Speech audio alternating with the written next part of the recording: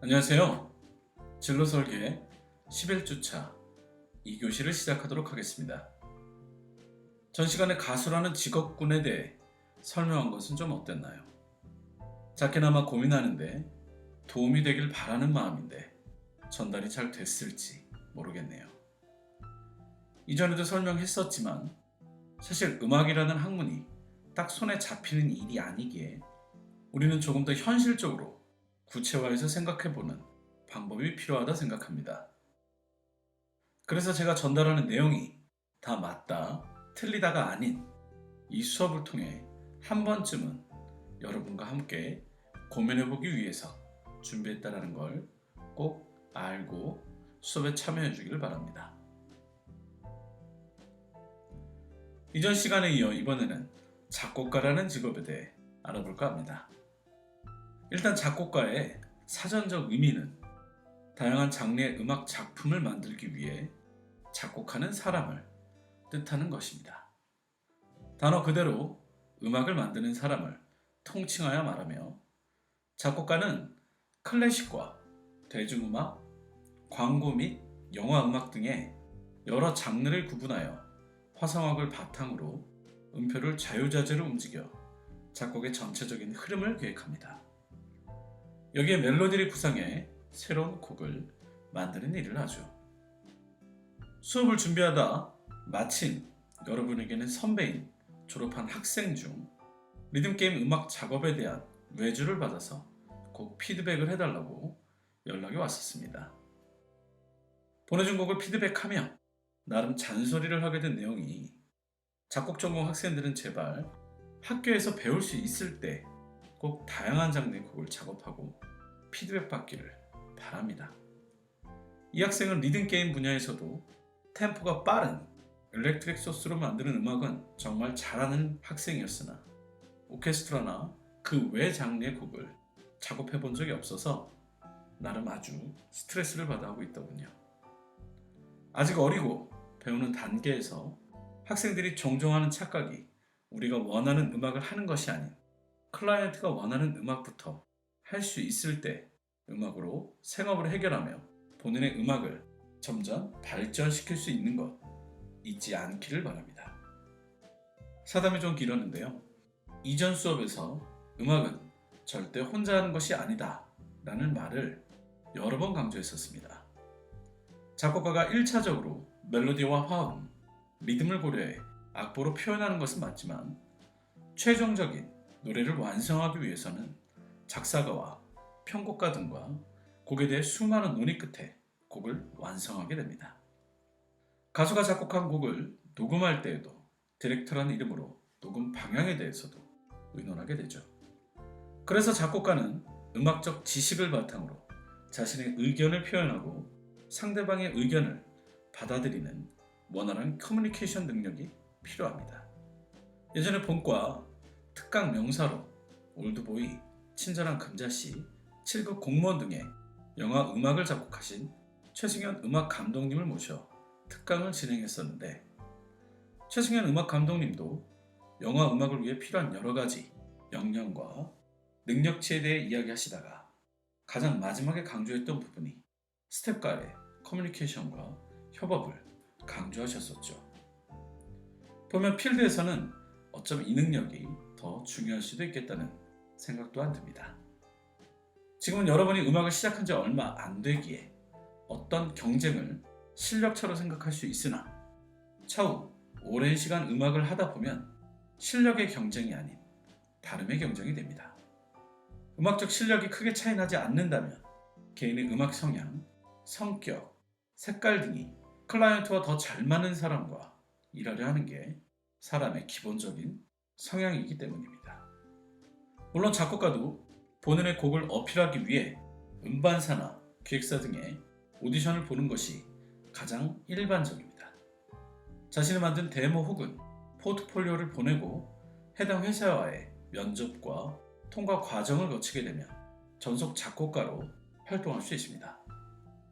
요즘에는 대형 기획사가 많다 보니 각 회사마다 신곡을 수집하고 신인 작곡가를 발굴해 키우는 A&R, 아티스트 레퍼토리 부서가 따로 존재하기에 이는 신인 작곡가들이 데뷔에 활동하는 데 보다 전문화된 길이 되고 있습니다. 작곡에 입문하는 학생들이 제일 먼저 고민하는 작곡 방식에는 크게 두 가지가 있습니다. 첫 번째, 멜로디를 먼저 만들고 거기에 맞는 코드를 찾는 방법과 두 번째, 코드를 먼저 만들고 코드에 어울리는 멜로디를 만드는 방법이 있겠죠. 대부분 작곡에 관심을 갖게 되는 사람들은 평소에 어느 순간 갑자기 악상이 떠오르고 그런 악상을 제대로 된 노래로 만들고 싶어 작곡을 배우려 하는 경우가 많을 것입니다. 하지만 첫 번째 방식의 문제점은 내 의도와 상관없이 악상이 즉흥적으로 떠올라야 하는 것이기 때문에 어떤 장르와 어떤 컨셉일지 내가 조정을 하는 것이 거의 불가능합니다.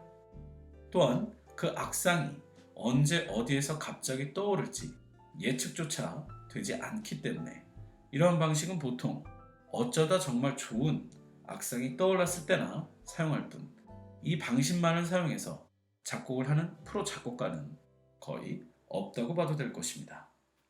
그래서 보통 작곡을 배우게 되면 두 번째 방식을 배우고 훈련하게 됩니다. 그러기 위해서 화성학 이론을 먼저 배우게 되는 것이고요. 코드를 먼저 짜놓으면 곡의 콘셉트와 분위기가 어느 정도 윤곽이 잡히게 되고 거기에 맞는 멜로디 악상은 코드 반주를 듣다 보면 더욱 쉽게 떠오를 수 있습니다. 이처럼 코드를 먼저 만들고 그 위에 멜로디를 입히는 두 번째 방식은 곡의 분위기나 장르, 멜로디 악상이 떠오르는 시간과 장소를 내가 조절할 수 있기 때문에 대부분 이러한 방식을 통해 노래를 만들게 됩니다. 그런데 사실 현업, 프로 작곡가, 특히 대중가요를 만드는 작곡가들이 노래를 만드는 방식은 위에서 말한 방법들과는 조금 다릅니다. 그들이 코드나 멜로디를 만들기 전에 가장 공을 들여야 하는 작업은 레퍼런스 노래 찾기죠. 저는 새로운 장르, 새로운 컨셉, 새로운 사운드 등을 만드는 것은 너무나 어렵고 새로운 것을 만들었다 해도 그것이 대중적으로 성공할 수 있는 확률은 훨씬 더 희박하기에 그래서 대부분 작곡을 업으로 하는 사람들은 기존에 이미 있는 좋은 노래, 우리나라의 경우 주로 미국, 팝 노래들을 가져와서 그 곡에서 어떤 부분들은 그대로 유지하고 어떤 요소들에는 변화를 주어 새로운 노래를 만들게 됩니다. 따라서 곡을 쓰기 전에 가장 먼저 하는 일은 이번에 만들어야 하는 곡의 콘셉트와 장르 등을 먼저 결정하고 거기에 참고가 될 수 있는 레퍼런스 곡들을 수집하는 것이겠네요. 그리고 어떤 곡을 레퍼런스로 주요하게 활용할지 결정이 되면 그 레퍼런스 곡들에서 어떤 요소들을 가져오고 어떤 요소들을 변화를 줄 것인지 결정하여 곡을 쓰게 된다. 이해해야 합니다. 저조차 대학을 졸업할 때 교수님께서 카피를 많이 해야 좋은 음악을 만들 수 있다 이야기하셨습니다. 물론 저도 그때는 어린 치기에 중요하게 듣지 않았으나 결국 사람의 머리에서 순수하게 만들어낼 수 있는 창조적 음악은 채 5곡을 넘기지 못하며 그 또한 여러분이 이제까지 들어왔던 음악들 중에 무의식적으로 나올 수도 있게 됩니다.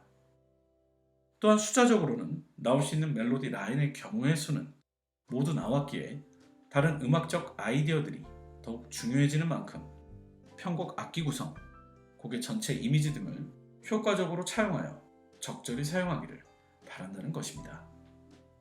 물론 레퍼런스를 넘어 표절이 될 정도로 비슷한 곡들은 결국 문제화되며 곡이 사장되거나 더 크게는 작곡자의 경력까지 단절되는 일이기에 본인만의 기준을 명확히 가지고 적절히 레퍼런스를 이용하라는 말을 당부하게 됩니다. 또한 사실 이전 시대의 데모는 개인이 혼자 작업해서 적정선의 작업물을 가지고 마케팅하고 미팅하고 계약하는 방식이었지만 시대가 지나며 작곡이 팀 단위로 구성되며 멜로디, 편곡, 마케팅 등의 업무를 나누어 진행하는 방식이 이미 10여 년 전부터 시작되었습니다. 이전 시대는 믹스, 마스터까지 신경 안 쓰고 작업해도 되었다면 지금은 팀 단위로 움직이며 믹스, 마스터까지 작업되어 그대로 녹음만 해도 될 정도의 퀄리티의 데모로 마케팅을 하는 것도 잊지 않기를 바랍니다. 그러기 위해서는 사회에 나가서 팀을 구성하는 방식도 있겠지만 여러분의 현재 위치인 학과에서 이상과 마음이 맞는 학생들끼리 팀을 구성하는 것도 매우 큰 도움이 될 것이라 생각합니다.